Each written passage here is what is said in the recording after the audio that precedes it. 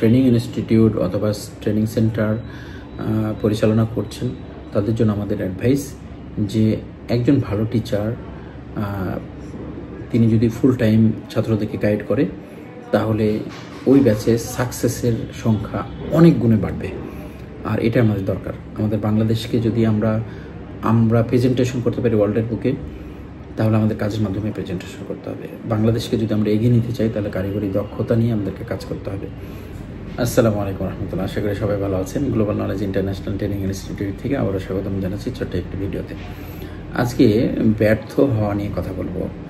আমার দীর্ঘদিনের পথচলা mobile phone servicing training নিয়ে, কারিগরি শিক্ষা নিয়ে আমার বেশ কিছু গবেষণা রয়েছে। শর্ট কোর্স নিয়ে গবেষণা করেছি, কিভাবে শর্ট কোর্সগুলোকে প্রোভাইড করলে আমাদের জেনারেশনরা সঠিকভাবে উপকৃত হবে এবং তারা এই ফিল্ডে টিকে থাকবে, সে বিষয় নিয়ে আমার বিশদ একটি গবেষণা রয়েছে। আলহামদুলিল্লাহ, আমাদের গবেষণার ফলাফলগুলোই আমরা সুন্দরভাবে সাজানোর চেষ্টা করি।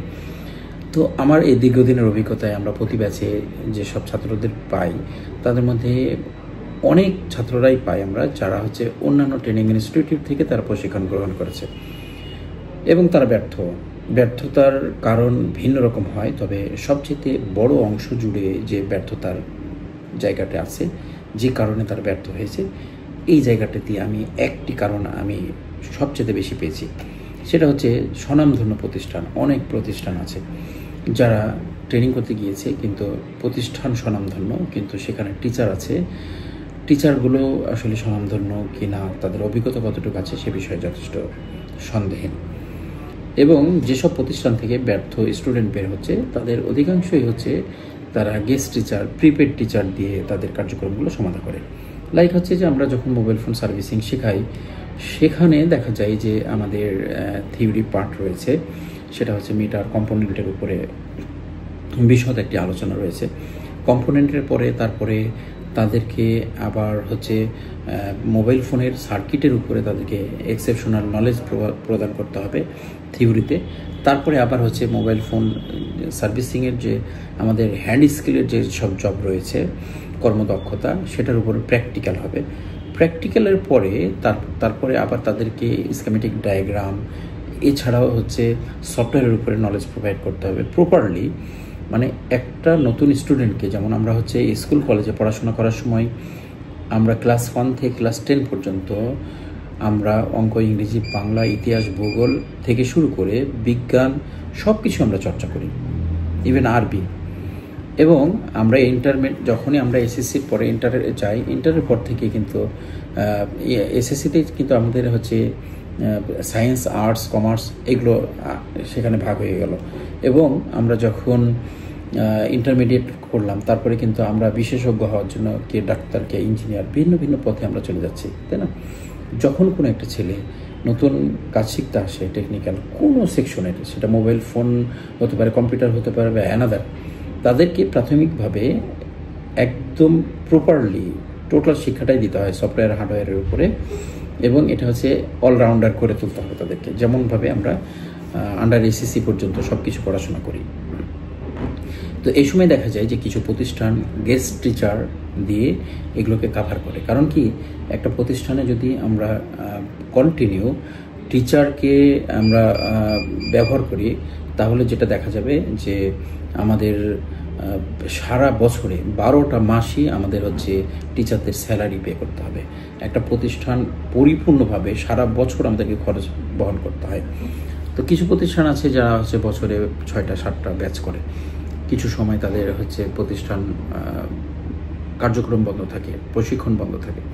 তো এদের অধিকাংশই হয় কি গেস্ট টিচারের উপরে নির্ভরশীল হয়। তো দেখা যায় যখন আমরা কম্পোনেন্ট শেখাচ্ছি ওইসব প্রতিষ্ঠান, তখন তারা কম্পোনেন্টের উপরে কোনো এক্সপার্টকে নিয়ে এসে 2 দিন 3 দিন ট্রেনিং করে দিয়ে চলে গেছে। এরপরে যখন সার্কিটের বিষয়ে ট্রেনিংয়ের সময় আসে, ওই সময়ে সার্কিটের উপরে যাদের নলেজ আছে মোটামুটি মোবাইল টেকনিশিয়ান, তাদেরকে নিয়ে এসে ট্রেনিং করে। আবার দেখা যায় যে যখন ডায়াগ্রামের উপরে ট্রেনিং সেশন আসে, তখন ডায়াগ্রাম শেখানোর জন্য একজন এক্সপার্টকে হায়ার করা হয়। 1 দিন 2 দিন তিনি সে ট্রেনিং করে চলে যায়। এভাবে দেখা যায় যে পুরো ব্যাচটাকে কাভার করতে 10 জন, 12 জন, 8 জন, 5 জন ভিন্ন সময় ভিন্ন ভিন্ন ট্রেনার আসছে এবং সে ট্রেনিং করিয়ে দিয়ে চলে যাচ্ছে। এর দ্বারা কি হয়, যারা স্টুডেন্ট থাকে স্টুডেন্টরা গোলমাল পাকিয়ে ফেলে। এবং এটা অবশ্যই মানতে হবে যে সব টিচারের ধারাভাষ্য অথবা প্রেজেন্টেশন একরকম না। এবং যখন গেস্ট টিচার আসে তখন ছাত্রদের সাথে টিচারের যে একটা মানসিক অবস্থান অথবা উভয়ের মধ্যে যে একটা বন্ডিং সেটা কিন্তু তৈরি হয় না।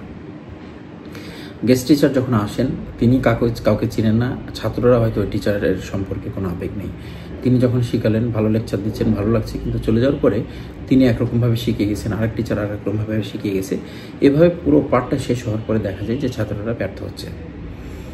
টেকনিক্যাল ট্রেনিংয়ের উপরে আমার গবেষণায় আমি দেখেছি একজন এক্সপার্ট, সে কম জানুক বা বেশি জানুক, তিনি শুরু করবেন ছাত্রদের সঙ্গে এবং তিনিই শেষ করবেন শেষ পর্যন্ত। তাতে করে কি হবে, আমার 20টা ছাত্র তাদের অবস্থান 20 রকম।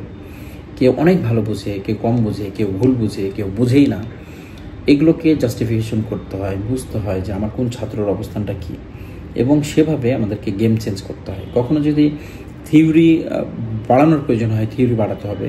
ইনস্ট্যান্ট কাজ করতে করতে যখন আমি থিওরিতে কাজ করছি, থিওরি শেখাচ্ছি, থিওরিতে দেখার পরে দেখা যাচ্ছে যে 80% ছেলেরা বুঝছে না, তখন ইন দ্য মিন টাইম একদম সেই সময়ে আমাকে রাইট নাও প্র্যাকটিক্যালে বসতে হবে এবং ওই থিওরিটা প্র্যাকটিক্যাল দিয়ে তাকে বোঝানোর জন্য চেষ্টা করতে হবে।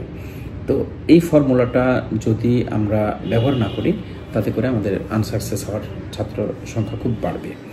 আর অধিকাংশ ট্রেনিং ইনস্টিটিউট থেকে যখন আমার কাছে ব্যর্থ ছাত্ররা ফিরে আসে, তার সবচেয়ে বড় অংশ জুড়ে আমি পেয়েছি যে গেস্ট টিচার প্রবলেমের কারণে সমস্যা।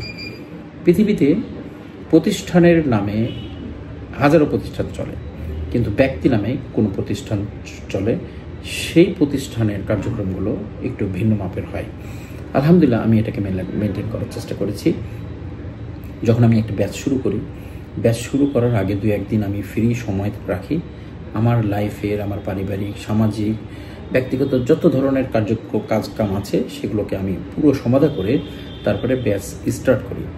ব্যাচ স্টার্ট করার পরে ছাত্ররা যতটুকু শ্রম দেয় আমার ততটুকুই শ্রম, এবং দুটো শ্রমকে এক জায়গায় করে একদম অধ্যবসা অথবা ফুল টাইমিং তাদের পিছনে লেগে থেকে ব্যাচ সাকসেস হওয়া পর্যন্ত এটাকে টোটালি হ্যান্ডেল করি আমি, আলহামদুলিল্লাহ।